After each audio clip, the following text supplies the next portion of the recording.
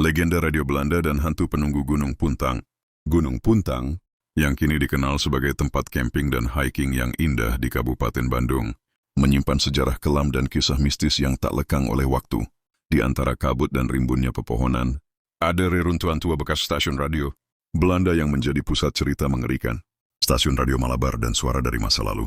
Pada masa penjajahan Belanda, tepatnya awal abad ke-20, Gunung Puntang dipilih sebagai lokasi pembangunan pemancar radio terbesar di Asia Tenggara, Radio Malabar.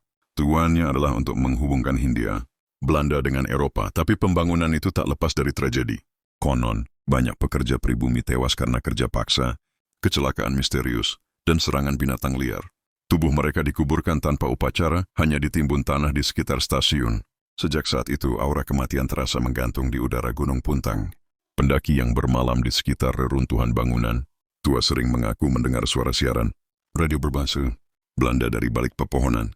Meskipun tak ada perangkat elektronik di sana, penampakan nonik Belanda.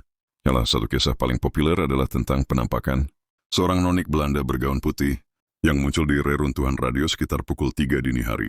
Banyak saksi melihatnya berjalan perlahan, mengelilingi bangunan, seolah mencari seseorang.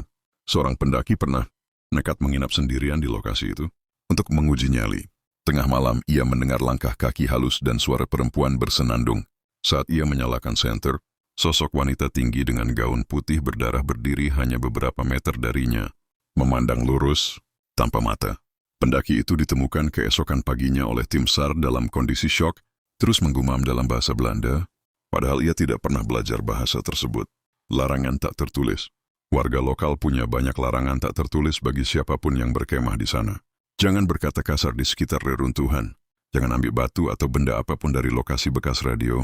Ngare menyendiri terlalu lama, apalagi jika dipanggil oleh suara yang mirip teman sendiri. Konon ada sosok yang disebut penjaga gunung, entitas gaib yang bisa menyerupai siapapun untuk memisahkan pendaki dari kelompoknya, lalu membuat mereka tersesat ke dimensi lain. Gunung Puntang hari ini, kini bismi Gunung Puntang jadi tempat favorit para pendaki. Tapi bagi yang percaya, keindahan alamnya menyimpan sisi gelap yang tak kasat mata. Mereka bilang semakin dalam kamu masuk ke hutan Puntang, semakin dekat kamu ke dunia mereka.